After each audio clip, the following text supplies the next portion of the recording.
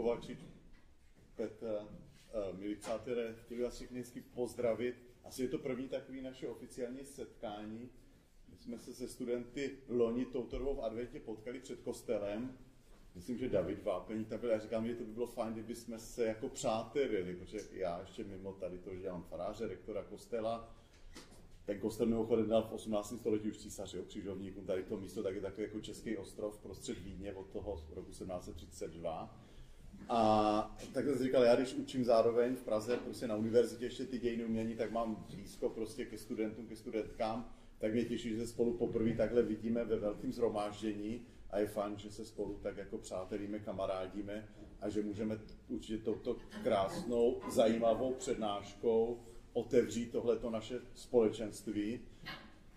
A chtěl jsem ještě podotknout, že už tady v 80. letech minulého století to bylo takový jakoby útočiště prostě pro ty Čechy, kde tady se dávala, já nevím, náboženská literatura a takový, že to bylo takový jako místo ve Vídni, byť velmi jako na druhou stranu nebezpečné, ale takový místo jakéhosi útočiště mezi východem a západem, kdy tady byli třeba čeští, slovenští kněží, kteří se starali jednak o ty vídeňský Čechy z 19. století, anebo i z toho 20. století a ty křižovníci, jakožto hospitální řád, ti moji kolegové, předkové, kteří tady byli, se snažili těm lidem pomáhat, jak si bylo možno. Tak já mám i čest tady vás teda ještě jednou znovu pozdravit a poskytnout takový jakoby azyl přátelský tady na tom našem neutrálním místě u tohoto slavného kostela Karla Boromejského.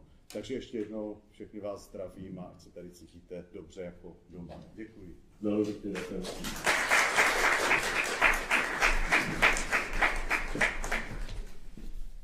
Dobrý večer, ešte raz. Dámy a páni, študentky a študenti a všetci ostatní, vítajte.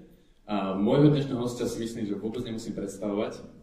Je to pán Michal Kovačič, ktorý nás prišiel pozrieť do Viedne a zodpovedať zo pár našich otázok. Debata bude prebiehať nasledovne.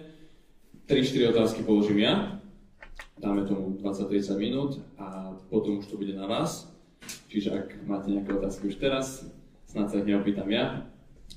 Posunieme potom mikrofón do publika. Vítajte vo Viedni. Dámy a páni, Michal Kovačič. Ešte raz ďakujem. Tak, ešte raz, je nám veľkou cťou vás tu dnes mať a mať tu možnosť prebrať s vami zo pár horúcich slovenských, ale aj zahraničných tém. A začal by som zo široka.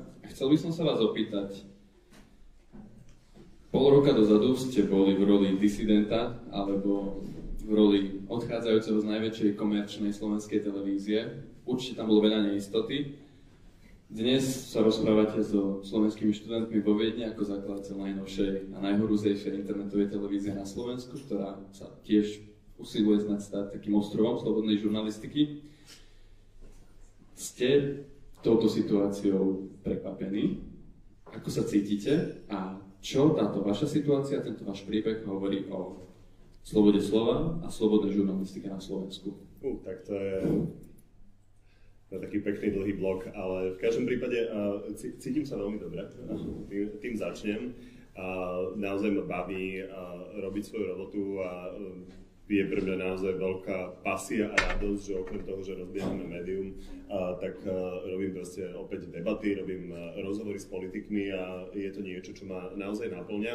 A keď teda mám odpovedať na tú otázku, že či som prekvapený alebo či som nejakým spôsobom čakal niečo z tohto, no nič z toho som naozaj tak rok dozadu vôbec nečakal. Nevedel som si vôbec predstaviť takýto scenár životný, ktorý ma stretol, pretože vlastne takto pred Vianocami, to bolo vlastne presne pred rokom, sme boli v situácii, kedy sme vedeli, že sa ide niečo u nás diať. Nevedeli sme presne, čo to bude. Teraz myslím Markízu a spravodajstvo televízie Markíza. A potom prišiel nejaký nový šéf toho spravodajstva, ktorý povedal, že všetko robíme dobre, profesionálne a že chce s nami pokračovať a v podstate hneď od januára začali prvé zásahy a začali sa diať veci, ktoré by sa rozhodne v najdôležitejšom spravodajstve v tejto krajine rozhodne diať nemali. A museli sme sa s tým nejakým spôsobom vysporiadať. Snažili sme sa veľmi dlho to robiť interne, lebo nám veľmi išlo o to, aby sme vlastne tú dôležitosť tej Markízy, ktorá sa naozaj nadobudla za posledných 15-20 rokov tým, že verejnoprávne médiá boli v takom stave, v akom boli, mali lepšie obdobia, horšie obdobia, ale v každom prípade boli neustále pod tlakom politikov a vlastne nedokázalo sa v nich vytvoriť také podhubie a taká kvalitná redakcia a redakcie ako napríklad v Českej televízii alebo v Českom rozhlase. Takže my sme sa teda stretli s tou situáciou, snažili sme sa maximálne to urobiť tak, aby sme presvedčili tých, ktorí tam prišli pár mesiacov predtým a začali to tam výrazne meniť k horšiemu, že naozaj tá cesta, ktorú sme niektorí 5, niektorí 10, niektorí aj 20 rokov tam niektorí redaktori robia, proste budovali, že tá je tá správna, nedarilo sa to veľmi. Takže potom prišlo moje verejné vystúpenie, po ktorom sa teda aspoň čo to zlepšilo a zmenilo, prišlo k rokovaniam, prišlo k tomu, že boli tam nejaké záväzky deklarované aj verejné, že naozaj teda si cenia slobodnú žurnalistiku a chcú sa o ňu snažiť, no ale tak výsledok bol, že okrem toho, že sme toto vyrokovali, tak mňa vyhodili. Som rád, že sa tá situácia dostala aspoň do tej úrovne, lebo treba povedať, že oni tie boje nie vždy sú o tom, že vyhráte na 100%. Proste televízia Markíza a jej spravodajstvo je dnes oveľa lepšia, ako by bola, keby sa toto, čo sa udialo, neudialo z našej strany, lebo podobné snahy, tlaky a tak sa stali vlastne vo viacerých televíziách. V podstate de facto sa to udialo všade, udialo sa to dokonca aj v denníkoch a len preto, že ten náš príbeh bol známy, vytvoril sa verejný tlak vďaka tomu, že verejnosť naozaj nás podporila, tak samozrejme nebolo jednoduché potom naplniť tie pôvodné zámery a ja som tomu rád, napriek tomu, že tam nie som, lebo naozaj každé médium, ktoré je trochu lepšie ako štandard, tak je určite cenné pre demokraciu v každej krajine. Spomenuli ste verejnoprávnu televíziu. Máte pocit, že či už o verejnoprávnej televízii alebo iných súkromných televíziách, máte pocit, že žurnalisti na Slovensku sú dnes pod politickým alebo biznisovým tlakom zvára viac, ako tomu bolo pred 2, 3, 4 rokmi? Určite áno. My sme sa bavili o tom, že sa budeme rozprávať aj o situácii v Čechách a situácii na Slovensku a o tom, akým spôsobom sa to dá porovnať. A my sme podľa mňa pred rokom a pol naozaj mali zdravšiu mediálnu scénu, ako to bolo v Českej republike, lebo naozaj tam tie oligarchické tlaky začali už skôr, však nemusíme vlastne nejak chodiť okolo horúcej kaše. To, čo urobil Andrej Babiš s významnými denníkmi, Mladou frontou, Lidovkami, je dobre známe. A slovenská mediálna scéna bola relatívne zdravá pred rokom a pol, ale s prichádzajúcimi nielen voľbami, ale už kampaňou bolo vlastne cítiť, že sa môže niečo iné stať a fakt je, že po tých voľbách prišlo k tomu, že sa tie médiá a hlavne ich majiteľia proste podvolili a je veľmi dôležité, aby novinári bojovali a robili protitlaky proti týmto tlakom a žiaľ sa to teda verejne stalo vlastne iba v Markíze. Keby sa to stalo možno s pod väčšou kontrolou vlastne verejnosti v iných médiách, tak sme mohli byť na tom dneska lepšie. Spomenuli ste Český rozhlas a Českú verejnoprávnu televíziu. Ako vnímate dnešnú situáciu v slovenskej verejnoprávnej televízii, alebo ako sa to dnes nazýva, STVR? Vnímam to ako také ticho pred búrkou.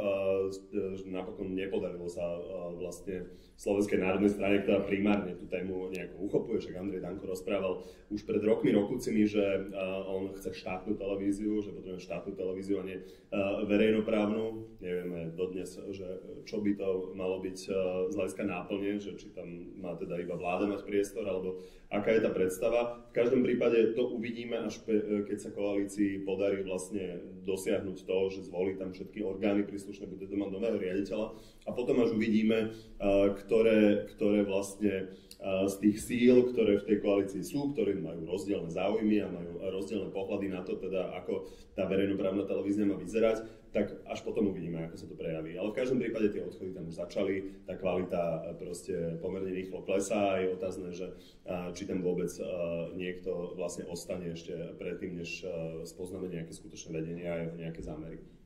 Nadviažem ešte raz na tú českú paralelu a to otázku na tú odolnosť našich médií, vlastne testamentom je aj to, že vás tu dnes máme. A spomenuli ste Andreja Babiša, ten husarský kúsok, čo sa mu podaril na českej mediálnej scéne. Máte pocit, že Slováci sú z jedného alebo z druhého dôvodu voči podobným pokusom a rošádam na skupovaní médií politikmi a oligarchami odolnejší, možno vďaka zážitkom z 90. rokov a nejakej tej mečiarovskej inštitucionálnej pamäti, alebo sme na tom lepšie, horšie, ako to vnímate vy? Je to veľmi zaujímavá otázka, ja sa o tom bavím veľa s českými novinármi, mám tam množstvo kamarátov a oni majú pocit, že my sme možno nejaký výbušnejší, nejaký revolučnejší. Úprimne neviem, že či je to 90. rokmi, alebo je to celkovo naladením a povahou, ale jednoducho slovenskí novinári, minimálne teda viacero príbehov o tom hovorí, sú proste v momente, kedy sú na nich vyvíjane tlaky, ochotní sa im proste postaviť a prípadne ísť vlastnou cestou. Tých príbehov je viacero.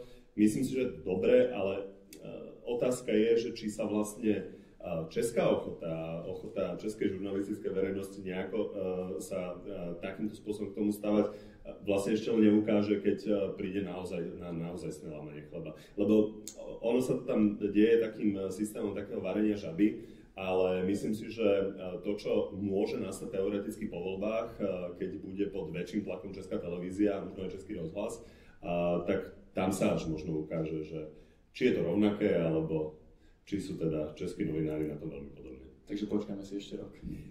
Počkáme si. Úprimne vidíme, že už aj teraz sa v Českej televízii veľa toho deje, aj bez toho, aby bola vymenená nejaká garnitúra.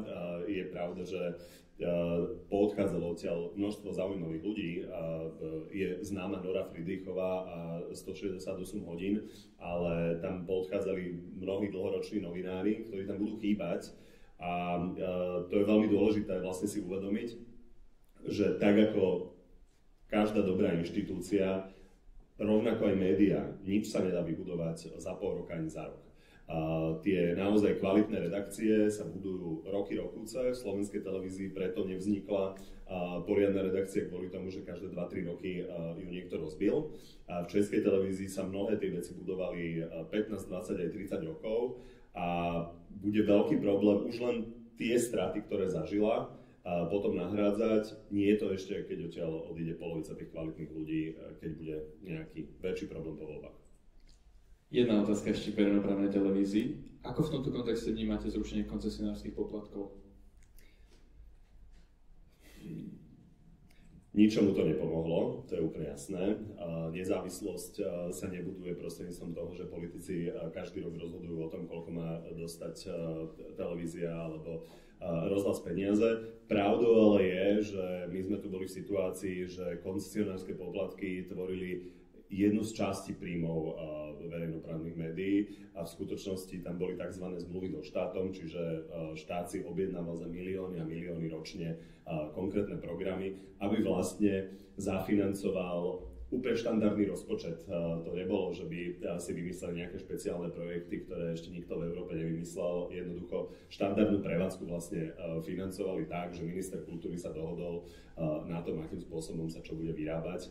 A potom je to už len na tom, aký osvietený ten minister kultúry je a či náhodou sa nerozhodne, že bude robiť tlaky tým, že niekomu zoberie 20-30% rozpočtu, čo znamená samozrejme úplne koniec toho média. Poďme ešte rýchlo k vášmu novému projektu, ktorý sme už spomenuli na začiatku. Ako vznikla 360 a kde ste momentálne? A možno čo plánujete do najbližšieho roka? Mám šancu urobiť si aj reklamu. Dynamicky sa to vyvíja. Úprimne, ja vôbec neviem, čo sa bude o rok, lebo ja mám v hlave množstvo rôznych scenárov, rôznych plánov. Ide mi o to, aby sme proste robili kvalitnú žurnalistiku. A keď ju budeme robiť s 3, 4, 5 novinármi, ja s tým budem veľmi spokojný a ide nám o to, aby sme naozaj každý deň prinášali niečo, čo budú ľudia považovať za hodnotné, ale vôbec mi nebude vadiť, keď nás tam bude za rok 20 a budeme to môcť robiť vo väčšom. Ja som dlho rozmýšľal nad tým, akým spôsobom k tomu vlastne pristúpiť. Ja som sa porozprával aj s ľuďmi z rôznych veľkých médií, ktorí nás volali, aby sme vlastne niečo podobné robili pod nimi, ale dospel som k tomu, že vlastne to, čo my ideme robiť, tak nie je nejaká ako jadrová fyzika, že by to ešte nikto nikdy nerobil, že by bol taký problém postaviť štúdio, že by bol problém zohnať kameramanov, zohnať proste ľudí, ktorí naprogramujú web.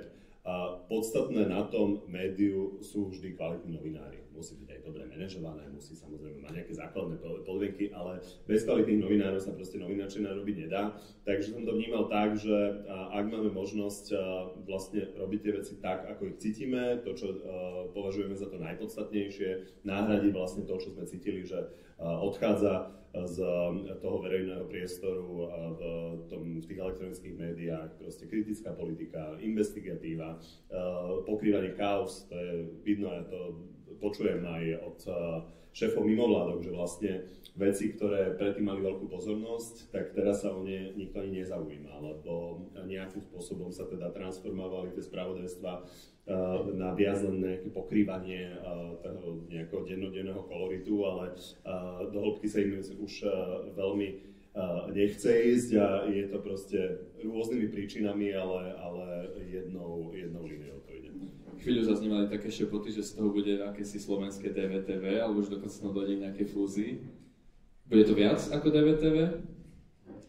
Ja som sa s Martinom Veselovským stretol vlastne ešte v júni, lebo som považoval za veľmi dôležité predtým, než čokoľvek sa rozhodnem robiť, vlastne zozbierať všetky informácie, čo je a čo nie je možné. A ja som dospel k tomu, že to, čo oni uvažovali, že by chceli robiť na Slovensku, tak že to mi proste príde málo.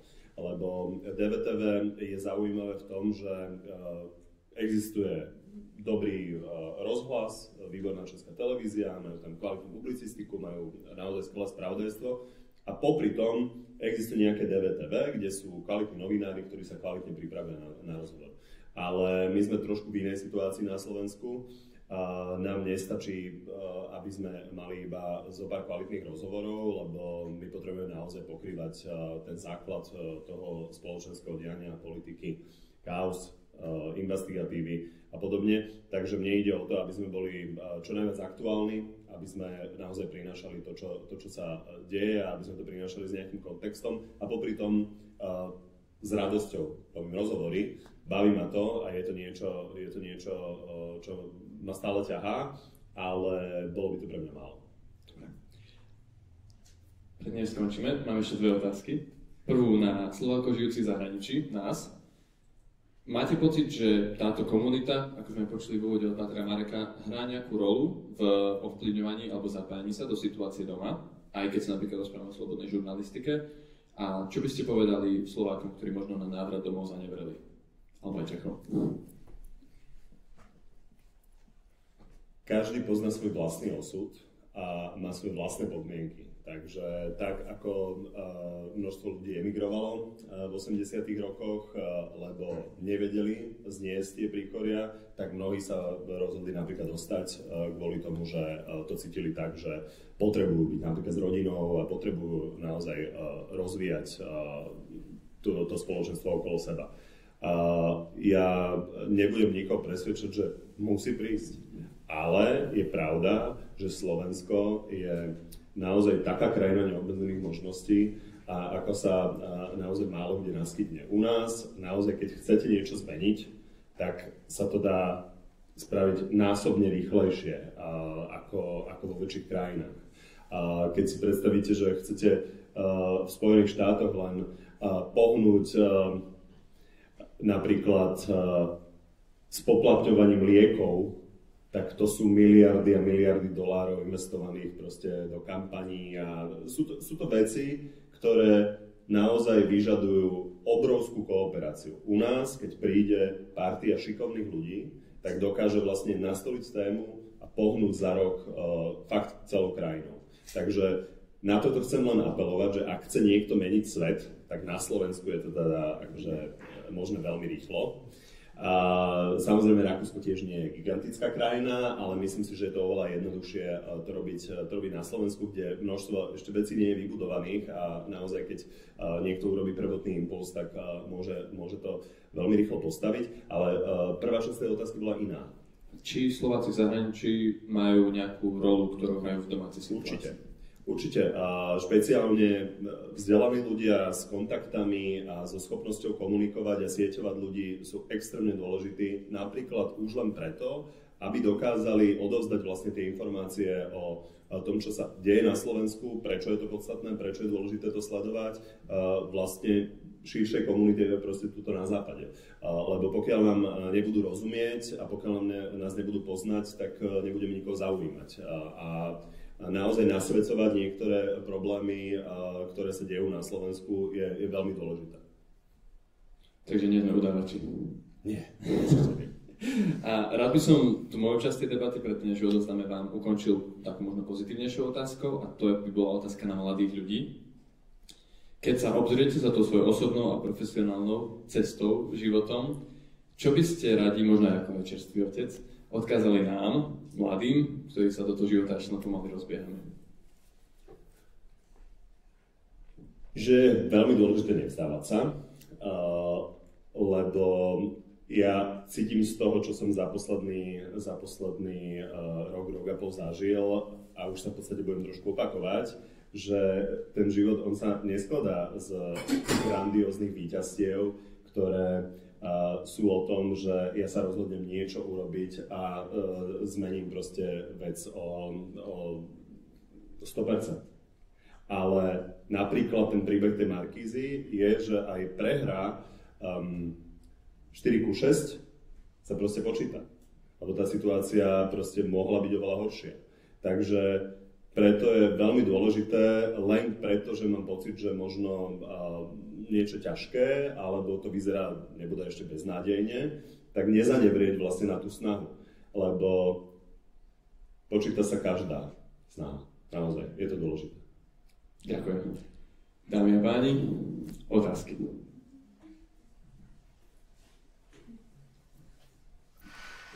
Ja mám otázku, že ako sa človek stane správnym moderátorom?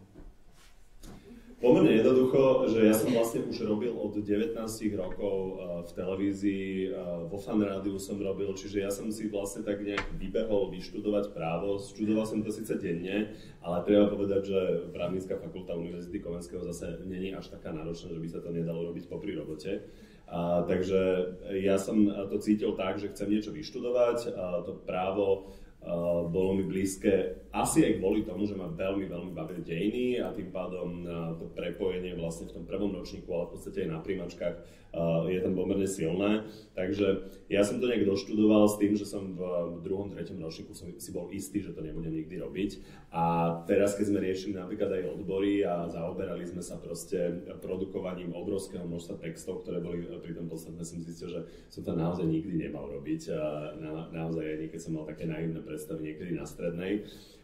Takže v podstate vyštudujete niečo, čo vlastne neplánujete. A som rád, že som nevyštudoval žurnalistiku, lebo žurnalistika mám pocit, že naozaj pri tom, akú úroveň má na Slovensku, a teraz nemyslím len v Bratislave, ale celkovo ten spôsob, ako sa študuje, že je vlastne možné sa naučiť za rok viac médiu ako za 5 rokov na škole. Takže som rád, že mám za sebou to právo a som rád, že ho nerobím. Ďakujeme, že ste si našli čas, že ste nás sem prišli navštíviť. Ďakujem. A navezla som asi na predošlú otázku a tým, že vlastne v rámci vašej práce ako novinára, že sú aj nejaké aktivity, ktoré vás možno nebavia, alebo ktoré by ste možno rád nerobil. Ja som momentálne, že v úplne inej situácii, ako som bol pred 3-4 rokom, lebo my momentálne rozbiehame médium a ja sa zaoberám naozaj od toho, že sledujem, že ktorú faktúru sme zaplatili a nezaplatili a kto, či už máme taký ten stojanček na mikrofón, lebo mikrofóny už máme, napríklad sme sa zaoberali takými tými penami. Asi si to pamätáte, nie? Z televízie, že ORF-ka má proste svoju penu na tom mikrofóne. Toto bolo treba vybavovať, že nejakých 8 týždňov dopredu, lebo to robia 2 firmy v Európe, a aby sme to mali včas, a oni nám to poslali s modrou vlogu úplne inou, takou orgovánovou, tak sme to napríklad prefarbovali fixkou. Čiže toto sú ako problémy, ktoré ja riešim popri tom, že sa pripravujem na rozhovor a snažím sa nejakým spôsobom koordinovať kolegov, že čo ideme napríklad vyrábať na vláde alebo v parlamente. Ale ja viem, že toto nebudem robiť o pol roka alebo o rok, lebo všetko to bude už zabehnuté, takže zatiaľ ma to baví, s vedomím, že to potom polaví a že sa budem môcť viac venovať žurnalistike a viac nejakomu rozmýšľaniu nad tým, že akým spôsobom to chcem ťahať ďalej. Mám otázku, plánujete vstúpiť do politiky? Nie. Nie, určite nie, lebo myslím si, že je veľmi dôležité, aby v médiách na Slovensku, kde naozaj je vidno, že napríklad verejnoprávne médiá, ktoré všade v Európe sú budované postupne, naozaj sú tam všetky generácie, sú tam proste 60-tnici, 40-tnici, prichádzajú tam 20-tnici, ktorí sa učia nové veci, tak toto na Slovensku vlastne takmer nemáme. A myslím si, že je veľmi podstatné, aby aspoň tá stredná generácia proste v tých médiách ostala. A myslím si, že v politike mám množstvo kolegov z Markízy, to sa už aj malá vláda dá poskladať, koľko ľudí sa tam vyskytlo, takže myslím, že ma tam netreba. Ešte mám otázku, že prečo médiá šíria nenávisť voči Matovičovi? Je pochopiteľné, že politicov nenávidia, pretože povolili, som boli stíhaní, ale prečo novinári šíria? No toto by som povedal, že je dosť hodnotiaci súd, ale pokojne mi povedzte jeden príklad, kedy bola nejaká šírená nenávisť v Markíze, na Telo alebo tak voči Igorovi Matovičovi. Ja hovorím všeobecne. No, keď všeobecne sa ťažko diskutuje. No, ťažko sa diskutuje, ale povedzme, tá nenávisť v tých médiách je, má zakázaný prístup do médií. Zakázaný prístup do médií, to by som nepovedal. A tam je väčší problém. Tam je väčší problém v tom, že s ním odmietajú debatovať mnohí politici. Ale... Prepáčte, logické, že odmietajú, pretože ja som povedal, povolil orgánom činných som povedal, aby stíhali.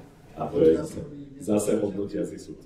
V každom prípade chcem len povedať to, že ja som napríklad Igora Matoviča volával úplne pravidelne do Na Telo, a on mal obdobie, kedy rok vôbec nechcel prísť. Sme si písali, vymenali SMS-ky a tak.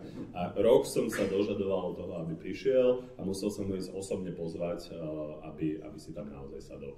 A odmietol aj niektoré účasti s konkrétnymi ľuďmi. Takže ja naozaj nemôžem hovoriť za všetky médiá komplexne, ale v každom prípade je jasné, že pre mňa je veľmi principiálne podstatné, aby naozaj každý dostal ten priestor s tým, že musí byť samozrejme slušný a musí mať schopnosť proste argumentovať bez urážok, ale v každom prípade je pre mňa veľmi podstatné, aby naozaj celé spektrum politikov naozaj ten priestor dostalo, lebo napokon sledujú to voliči z celého spektra.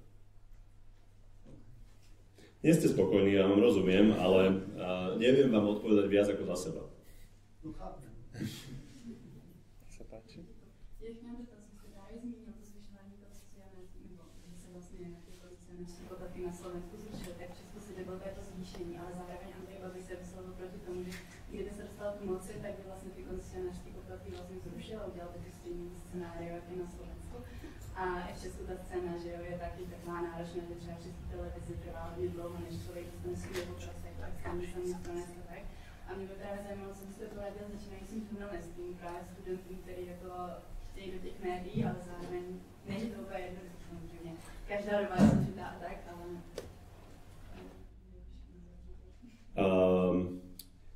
V čom je podľa vás komplikované vstúpiť do médií, akože v Česku? Lebo podľa mňa Česko je tiež dobrý príklad toho, že je to proste 11 miliónová krajina, kde v zásade, keď sa rozhodnete, že ste z Kentucky a pokúsite sa dostať proste do Foxu alebo do CNN, tak pravdepodobne to ostane len pri sne u 99,9% proste populácie Ameriky.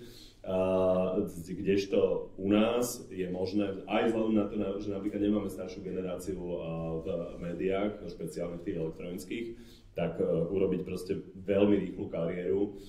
Ja si pamätám, že jeden spravodajca slovenského rozhlasu, ktorý bol vo Washingtone, bol 3 roky predtým ešte technikom v rozhlase, ale proste vedel perfektne po anglicky a nastúpil na zahraničné spravodajstvo a do 3 rokov bol veľmi dobrý spravodajca proste vo Washingtone. Čiže nemám pocit, že by bolo také zložité, že vstúpiť do toho, ale však skúste povedať. No ako zložité, to som možná formulovala špatne, ale vlastne je to takový, že člověk, že formulovala správně tu otázku, že právě třeba v té české televizi, tak tam je trvá dlouho, že člověk prostě jako ten externí zaměstnanec a hodně se jako říká, že je to taková zkostnatělá instituce a že těm mladým lidem není tak moc otevřená. Tak možná mě jako zajímalo, co byste poradil vlastně těm mladým lidem, jakoby do toho začátku té kariéry, že možná jako jak si do toho médium, když jako vyšli a to extrémne záleží od toho, že čo chce človek robiť, lebo je veľký rozdiel medzi množstvo výborných píšucich novinárov, ktorí by nikdy nechceli robiť na kamere čokoľvek. A je vidieť, keď sa ich to donútia, že je to pre nich nepríjemné. Takže keď sa bavíme vyslovene o elektronických médiách, tak keď nechce človek ísť do skostnatelej českej televízie a prechádzať s tými rokúcimi, ktoré mimochodom akože oni majú trošku aj svoj význam. Nie každá z tých vecí, ktorá je komplikovaná nutne, akože aj zlá, lebo tam je vidieť, že tam niektorí ľudia dokázali proste urobiť kariéry také, že boli napríklad zahraničnými spravodajcami a dnes sú proste skvelými vedúcimi vydania, ktorí dokážu potom koordinovať tých ostatných zahraničných spravodajcov. Tá skúsenosť je proste podstatná, ale keď nechcete ísť do skostnatelých verejnoprávnych médií, tak treba povedať, že ak chcete robiť video, alebo podcasty, alebo podobne, tak podľa mňa Praha je miesto, kde naozaj sa dá takmer všetko. Tam je toľko médií, toľko možností, takže sa dá začať. Je možné, že sa proste vypracujete natoľko, že za rok, za dva sa ukáže, že potom viete preskočiť nejaké schodíky proste v tom väčšom médiu.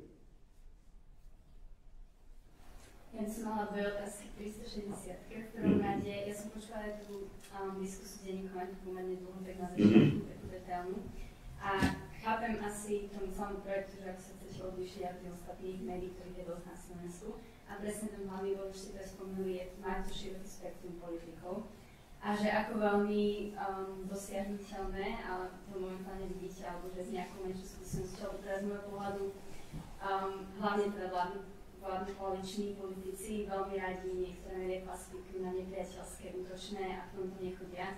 Kdežto u vás si predstaviť, že ak si spájali ste veci buď tá verejná, proste to na kýze, respektíve to, že vaša manželka pracuje v denníku SME, čo nemuselo súvisieť, ale z televízia, môžu sa na vás pozerať veľmi podobne, buď už alebo po čase. Takže možno ako to vnímate, alebo aké je to aj zatiaľ doteraz, pretože čo som videla, keď zatiaľ ste mali hlavne opozičných politikov v tých rozhovoroch. Inak ani nie. Začali sme s Romanom Michalkom, čo je poslanec SNS, mali sme tam poslanca Hlasu Migala, mimochodom ako pár dní predtým, než začal vstupovať na scénu výraznejšie tým, čo to teraz momentálne deje v parlamente, to blokáciou Slovenskej národnej strany. Aby to bolo pochopené, ja nemôžem zmeniť rozhodnutie Roberta Fica alebo Roberta Kaliňáka. A môjim cieľom primárne nie je to, aby tam všetci boli v štúdiu. Samozrejme, že my budeme pozývať, budem sa snažiť o to, aby celé to spektrum sa tam ocitlo. Pre mňa je oveľa dôležitejšie, aby tí diváci, rovnako ako to bolo pri Na telo, rovnako ako to bolo roky v televíznych novinách, tak to cítili tak, že bez ohľadu na to, koho volia, tak sa venujeme všetkým tým problémom, pozeráme sa zo všetkých pohľadov na celé spektrum tých spoločenských udalostí a aby som sa vedel s kolegami spoločne proste dostať do všetkých bublín, či už na vidiek, či už do miest, alebo k voličom koalície, opozície. A keď niekto o mne niečo vyhlási alebo povie, že som jeho nepriateľ, alebo tak, to je jeho rozhodnutie. To jeho rozhodnutia nezmení. Pre mňa je veľmi podstatné, aby to, čo my dávame von, bolo jasné, že je maximálne vyvážené a maximálne korektné a ten divák to tak vníma. To je môj primárny cieľ. A či Robert Fico, ktorý 4 roky nechcel prísť do Na telo a prišiel po 4 rokoch, príde o mesiac alebo príde o rok, o to sa budeme slušne snažiť, slušne všetkých pozveme, ale to sú ich rozhodnutia. Či nemáte strach o to, aby tá vyváženosť bola vidieť z môjho hľadiska týchto, lebo aj denní sme denní na aktuálne povedia, že voláme všetkých, voláme ich roky, nechcú chodiť. Rozumiem. Mne ide o to, aby sme poskytli maximálne celé spektrum názorov. Čiže aby sme volali, to nemusia byť konkrétni politici. To môžu byť ľudia, ktorí zastupujú to názorové spektrum. Takže preto napríklad, keď robíme debaty, tak sa snažím nejakým spôsobom expertov volať aj z lavice, aj z pravice. Teraz sme nakrúcali, zajtra to bude vonku s Brigitou Švegnerovou a s Jozefom Mihalom, čiže proste fakt s libertariánom, ekonomickým a s lavičiarkou. A bavili sme sa o rozpočte, že či je to tak alebo onak, či má pravdu Robert Fico, či má pravdu Igor Matovič. A toto je to zastúpenie vlastne všetkých tých názorov, nie, že či ten konkrétny politik, ktorý sa rozhodne nejakým spôsobom bojkotovať nejaké médium, lebo má nejaký záujem, lebo sa rozhodol, že napríklad, to sa samozrejme hodí politikom, aby tie médiá, ktoré prinášajú tie informácie a tí ľudia ich sledujú, aby boli nedôveryhodné, keď sú tie informácie nepríjemné pre toho človeka. Takže to sú politické ciele, ale môj cieľ je taký, aby ľudia tú vyváženosť nás cítili, aby cítili, že máme maximálnu snahu o to, aby celé spektrum názorov sme poskytli a to je jediné, čo môžeme robiť. Proste poriadne robiť svoju robotu a to je môj cieľ. Ak by som mohol iba rýchlo nadviazať na tú otázku z publika. To zastúpenie toho celého názorového spektra je výborná idea a na Slovensku to často chýba, zatvárame sa aj do tých mediálnych bublín, kde je ale tá hranica medzi názorom a pravdou, lebo mali sme aj také vyhlásenia tento rok od verejných činiteľov už o guľatosti zeme a podobne, že kde nakreslíme tú hranicu v takýchto prípadoch. Alebo vy teda my nie, ale... Jasné, to, že si niekoho pozvete do štúdia, tak to neznamená, že pokiaľ hlása blúdy alebo klamstvá, že ho s tým nebudete konfrontovať. Takže to je úplne jasné. Treba diskutovať so všetkými ľuďmi, ktorí vedia diskutovať slušne, ale zároveň, pokiaľ hovoria, že červená je zelená, alebo že práva je ľavá, tak to treba konfrontovať a treba na to poukázať. Ja by som mal tiež takú doplňujúcu otázku tomu, čo sa opýtala. Vy sa snažíte mať veľmi objektívne médium, ale vieme to, že na Slovensku je vlastne tá spoločnosť strašne polarizovaná. Myslíte si, že je realistické, že ľudia budú brať vaše médium, akože väčšia skupina ľudí bude brať vaše médium ako relevantné alebo pravdovravné?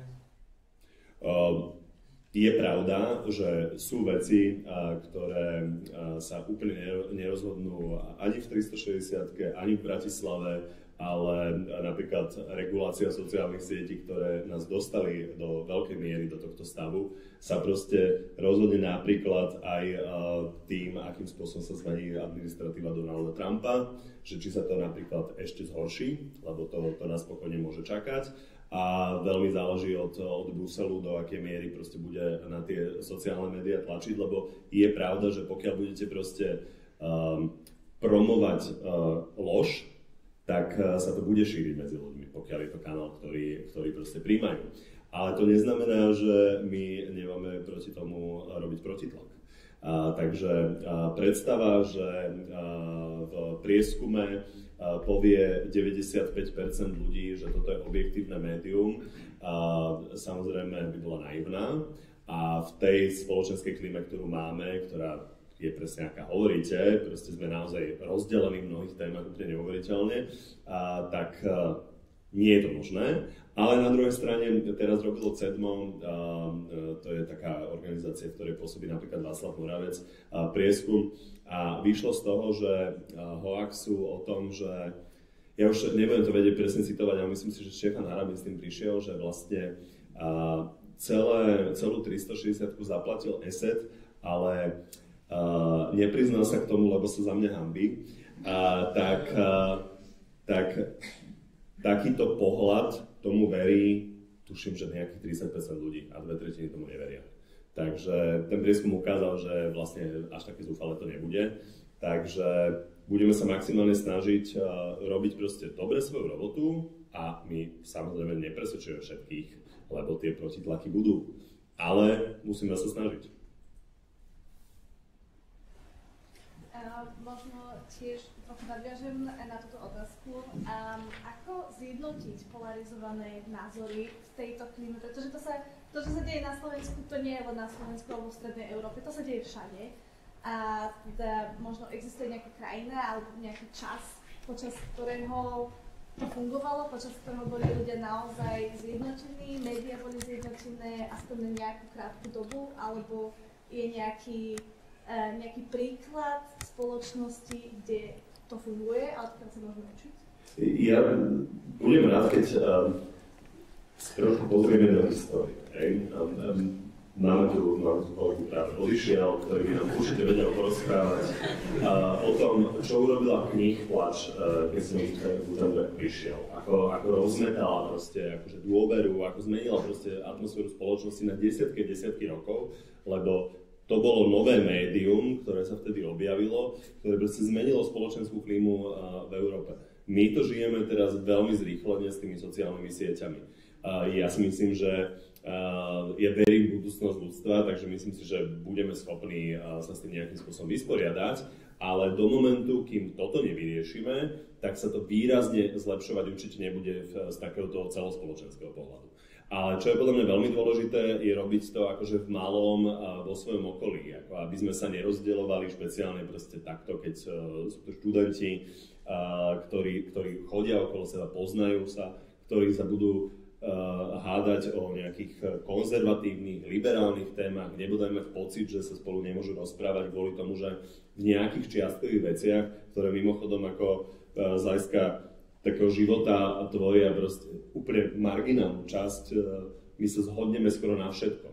Takže podľa mňa je veľmi dôležité v takých tých menších komunitách si fakt porozprávať o tom, na čom všetkom sa zhodneme a pokojne si povedať, že na to sa určite nezhodneme, ale to nám neprekáža spolu komunikovať proste o mnohých veciach, ktoré potrebujeme spolu dosiahnuť. Ale bez toho, aby sa veľmi masívnym spôsobom niečo urobilo so sociálnymi sieťami, si myslím, že v tej celospoločenskej, tej celoeurópskej atmosfére sa veľmi nepohneme. Takže budeme musieť na to tlačiť a podľa mňa si ešte aj pár rokov počkať. Mohli by ste prosím možno popísať, že ako ten tlak v tej markíze vyzeral, a či by si možno mohli aj uvieť nejaký úplne konkrétny príklad v nejakých témach, kde sa to vysvetľovalo tak? Jasné. Treba povedať, že nemáme my dôkaz o tom, že dvihol niekto z koaličných lídrov telefón a povedal šéfovi spravodajstva, alebo teda majiteľom, že pokiaľ chcete prosperovať vo svojich biznisoch, ktoré máte, či už v telekomunikáciách, alebo v mýte, alebo v dopravných prostriedkoch, tak musíte zmeniť prístup k spravodajstvu, lebo nevieme, či to prebehlo, nevieme, akým spôsobom sa to stalo, ale fakt je, že keď sa pozriete na to, čo sa dialo vlastne v iných médiách, akým spôsobom tí, ktorí odchádzali, rozprávali, že sa tie tlaky diali proste u nich, aké boli argumenty, napríklad, že politika ľudí nezaujíma, že treba rešpektovať výsledky volieb. To sú vlastne ako témy, ktoré opakovane spomínali vlastne ľudia zo všetkých médií, ktorí proste v nich končili. A vyzeralo to proste naozaj, ako by to bolo z nejakej príručky. No ale, čiže to je, čo sa týka toho širšieho, ale k tomu konkrétnemu, čo sa dialo, tak ja som sa napríklad ocitol v situácii, kedy naozaj po tom, čo som spomínal, že vlastne pred Vianocami, keď prišiel nový šéf spravodajstva, nám rozprával, ako to fantasticky robíme, tak hneď mi vlastne v januári povedal, že Daniel Lipšic nemôže byť hosťom proste u mňa v relácii kvôli tomu, že on je červené sukno pre PPF, proste pre Prahu. Som povedal, že to je absolútne neakceptovateľné a je to niečo, čo je v rozpore so všetkými žurnalistickými štandardami, že niekto nebude hosťom, kto je relevantný len kvôli tomu, že sa nepáči majiteľovi. Takže sme sa o tom hodinu sporili a on mi proste povedal, že teda nemôže teda s tým už nič urobiť, ale že proste sa na mne bude v Praze koukať spousta ľudí a že si mám dávať pozor a že on za mnou nestojí. No a vlastne potom nejaký mesiac sa so mnou vôbec nebavilo o tých témach, ale prešlo to do spravodajstva. Tam bolo vidno, že napríklad s Matúšom Šutajom Eštokom, ministrom vnútra, niekedy v prvej polke januára bol živý vstup o tom, že aká je bezpečnosť na univerzitách. A bola to v podstate taký reklamný rozhovor, aby sme to pochopili, že to je úplný sen byť na začiatku markizáckých správ proste v živom vstupe. A špeciálne, keď nemáte akože konfrontačné otázky a v podstate sa len odprezentujete v tom, že aký skvelý vzťah máte s Vítom Rakušanom ako českým ministrom a podobne. A naopak v situácii, kedy Zuzana Dolinková ako ministerka zdravotníctva bola na tej neonatológii a chytila sa tam novorodenca bez toho, aby bola nejako chránená, teda aby on bol chránený v prvom rade. Tak to zase tvrdil teda ten nový šéf spravodajstva, pán Kratochvíl, že to nie je téma, je to stará téma, chcel to proste vôbec nehrať a napokon sa mu to podarilo pretlačiť asi do jakej 20. minúty, čo je tiež zase rozdiel, lebo proste diváci to vnímajú, že keď je to prvá, druhá, tretia správa, tak je to úplne iné, ako keď je to výrazne nižšie. No a potom si pamätám, že Viktor Serbiakov napríklad pár týždňov potom, čo Andrej Danko nabúral do toho stĺpu a všetci sme počuli, že hneď budú kamerové záznamy, išiel teda zisťovať, že čo je s nimi, tak to zase sme počuli, že to vlastne nie je téma, lebo sa nič nestalo. Akože sa nič neudialo. On vysvetloval, že to je pointa, že sa nič neudialo a je to už týždne a týždne. Takže to je zo pár príkladov. Já se chtěl zeptat. Tím, co jste adresoval, tak mně připadá, že se hodně inspirujete v tom, dejme tomu ideálním modelu veřejnoprávní televize. Ale chtěl jsem se zeptat například, čím se konkrétně inspirujete veřejnoprávními televizemi, ale zase na druhou stranu, co například přináší to, že máte jakoby svobodné médium, nebo že neveřejnoprávní médium. Co myslíte, že to přináší? No, začali sme sa o tom baviť, aké skostnatele sú samozrejme veľké médiá. Je úplne jasné, že keď chcete riadiť 400 ľudí v spravodajstve, tak sa to musí robiť nejakými poradami a nejakými stupňami riadenia. Čiže čokoľvek si vymyslíte, tak to musí veľa ľudí rozobrať. A my sme v situácii, že keď nám niečo ráno napadne na porade, tak to v podstate môžeme zrealizovať do večera. Takže to je obrovská výhoda toho, keď to robíte v menšom a keď nepodliehate možno súkoliu všetkých možných orgánov a všetkých rád, ktoré tomu predchádzajú.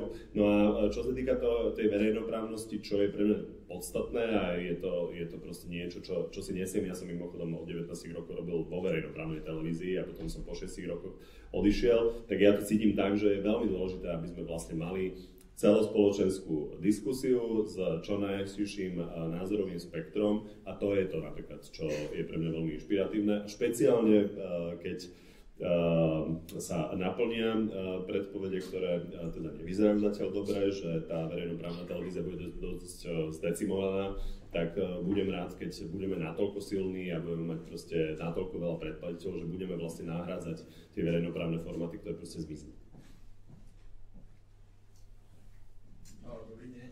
Myslíte si, že sú na Slovensku nejaké médiá, ktoré účelovo ovplyvňujú politiku, že napríklad pred voľbami tlačenie politikov, politické strany do popredia?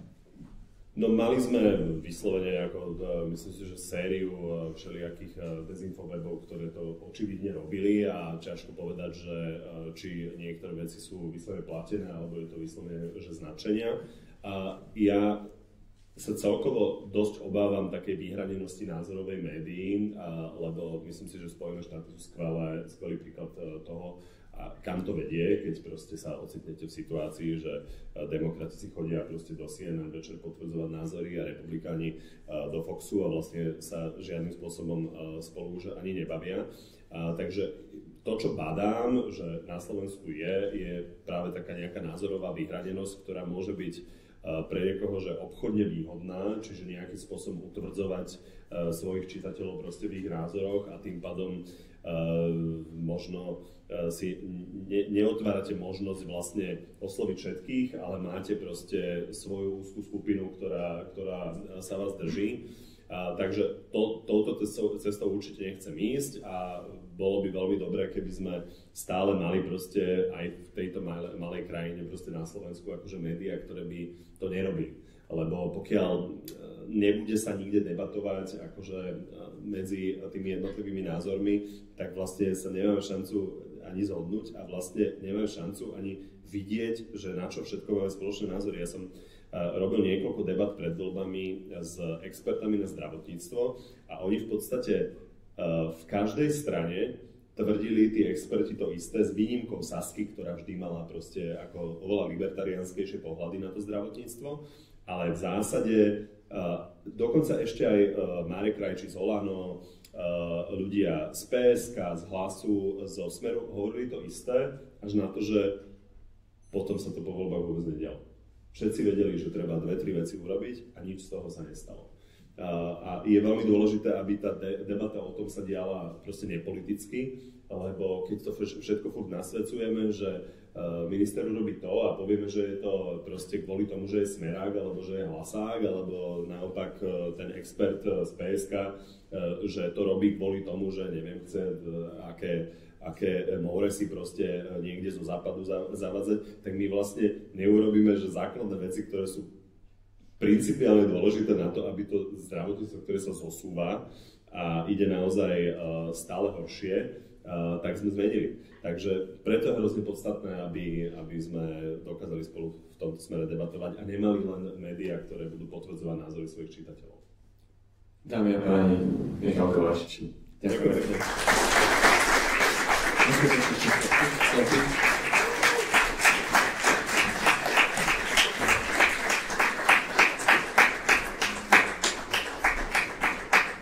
Môžem ešte jednu ja?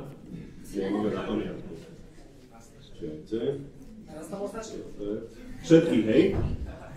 Čakajte.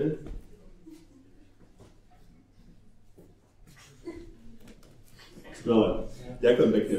Pekný večer.